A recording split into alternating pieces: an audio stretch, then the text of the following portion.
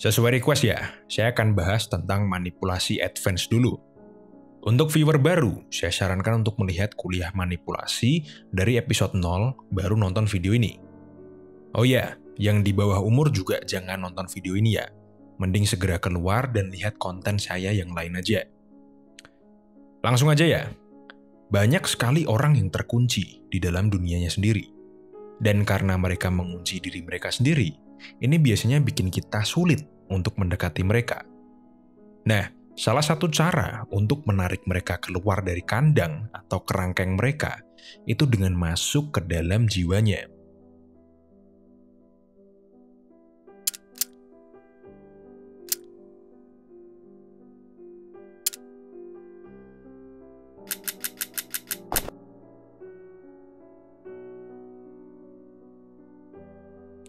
Langkah-langkahnya simple. Ikuti aturan hidup mereka, nikmati apa yang mereka nikmati, beradaptasi sama emosi mereka yang mungkin naik turun. Dengan begitu, kalau kamu berhasil, kamu akan mengeluarkan sifat narsistik mereka yang selalu mereka sembunyikan dan membuat pertahanan mereka melemah. Meski simpel, kita akan bahas lebih detail lagi. Seperti biasa, agar lebih mudah dipahami, saya akan kasih sebuah cerita tentang seseorang bernama Daniel. Daniel ini adalah seorang pengusaha. Umurnya mungkin 40-an tahun. Pada suatu hari, si Daniel ini menawari sebuah kerjasama dengan seorang wanita yang bernama Chia. Daniel ketemu sama Chia ketika Chia masih kuliah. Waktu dulu, Daniel sempat ditawari jadi dosen pengisi di kampus Chia. Chia ini, waktu cerita ini terjadi ya, dia usianya 26 atau 27 gitu. Lulusan universitas ternama dan sudah menikah juga. Dan Chia terkejut, karena dari semua orang hebat lainnya, dari semua teman-temannya, kenapa Chia yang diajak bisnis sama si Daniel? Akhirnya, karena penasaran, seperti umumnya cewek-cewek, Chia ini coba stalking si Daniel. Dia cari semua info yang bisa dia dapat tentang Daniel, dan dari berbagai macam sumber, ada satu informasi yang selalu sama, yaitu Daniel ini playboy dan gila seks. Akhirnya berbekal informasi itu, Chia datang ke kantor Daniel dengan sebuah prinsip bahwa apapun yang terjadi nanti, dia tidak akan tergoda oleh Daniel. Singkat cerita, penawaran dari si Daniel tentang bisnisnya ini benar-benar menggiurkan. Awalnya si Chia ini heran, kalau benar Daniel nawarin dia bisnis hanya karena dia sange sama Chia, kenapa nggak si Daniel nyewa prostitusi aja? Tentunya kan banyak tuh cewek yang lebih cantik dari Chia dan bisa dibayar. Apalagi Daniel kan banyak uang. Nah, disinilah kesalahan Chia.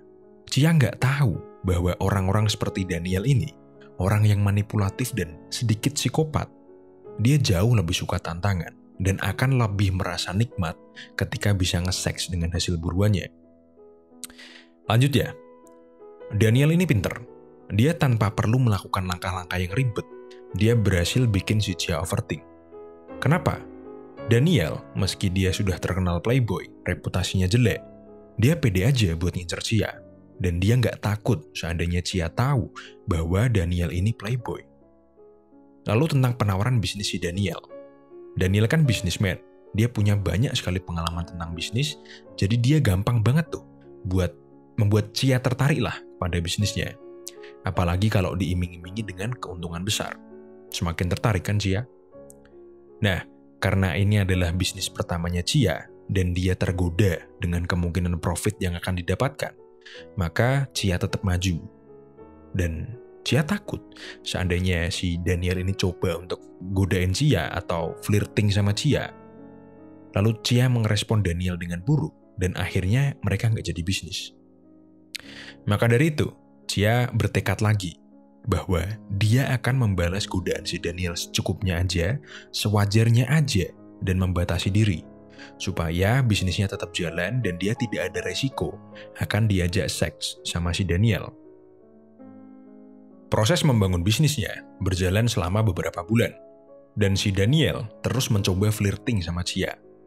Meski terkadang Chia merespon dengan kasar atau dingin, Daniel biasa aja, cuek aja. Dia terlihat tidak terlalu tersinggung atau memikirkan respon kasar dari Chia. Hingga pada suatu hari setelah meeting, mereka ngopi bareng tuh sambil bahas bisnisnya. Daniel ngelihat ada tato di collarbone-nya Chia. Tato kupu-kupu. Daniel pun tanya, "Chia, itu tato permanen atau temporer?" Chia pun jawab, "Permanen, Mas." Lalu Daniel jawab, "Bagus ya, jadi pengen punya tato kayak gitu." Si Chia pun bilang, "Jangan, kan kupu-kupu. Kalau mau tato, coba gambar yang lain aja, Mas." Lalu mereka pun lanjut basa-basi. Besoknya, Daniel tiba-tiba ngajak Chia ke tempat tato dan bikin tato yang sama persis kayak punya Chia dan di lokasi yang sama juga. Outstanding move kalau saya bilang ya. Langkah yang cerdas dari Daniel. Kenapa? Cewek itu biasanya ketika dia melakukan sesuatu, misalnya tato, potong rambut, dan sebagainya, itu selalu ada makna di balik kegiatan itu. Sama seperti Chia, pasti ada makna khusus ketika Chia memutuskan untuk buat tato kupu-kupu. Dan Daniel dengan sadar, sengaja dan sukarela bikin tato yang sama dengan Chia, yang bahkan mungkin suaminya Chia pun gak punya tato ini. Akhirnya, setelah kejadian itu, Chia jauh lebih lunak ke Daniel. Ketika Daniel flirting pun, Chia balasnya asik banget. Lalu ketika Chia mulai terbuka dan menceritakan sesuatu yang dia senangi, hobinya atau makanan kesukaannya, Daniel pun coba ikut-ikutan, suka dengan hal itu. Lalu ketika Chia marah atau sedih karena suatu hal, Daniel pun menyesuaikan moodnya dan mulai ikutan marah dan sedih juga. Dan bangsatnya, Daniel ini bisa menunjukkan kalau dia sekarang beneran jatuh cinta sama Chia. Gak cuman karena sange dan pengen nge-seks aja. Dan sampai di sini, Chia bener-bener sudah sangat terbuka sama Daniel. Kelanjutan ceritanya gak perlu saya ceritakan, karena pasti kalian sudah paham arahnya kemana. Oke, memasuki jiwa target, itu teknik yang sangat bangsat ya. Saya pun pernah kena teknik ini dulu waktu masih kuliah.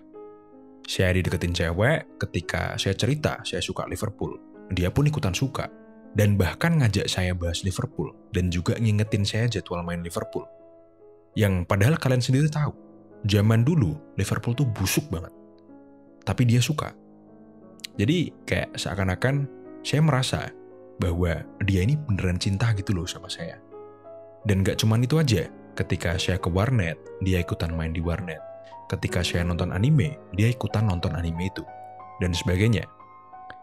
Intinya, taktik memasuki jiwa target itu bisa memberikan target sebuah ilusi bahwa kita, manipulator, itu naksir dan beneran cinta sama dia.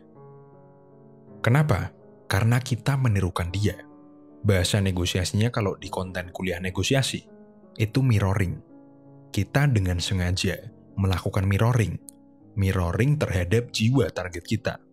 Dan ketika kita berhasil, maka target tidak akan curiga, dan justru malah semakin terbuka, karena dia merasa bahwa kita memiliki kesamaan.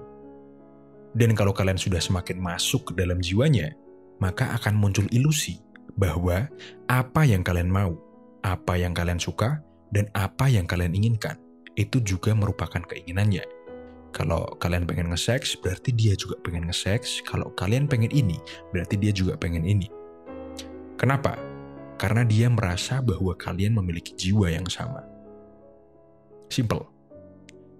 Oke, kalian yang udah nonton silahkan komentar dan saling berdiskusi tentang teknik ini. Nanti saya lanjutkan lagi teknik manipulasi advance-nya. Sekian dari kuliah kita hari ini, jangan lupa like, share, dan subscribe.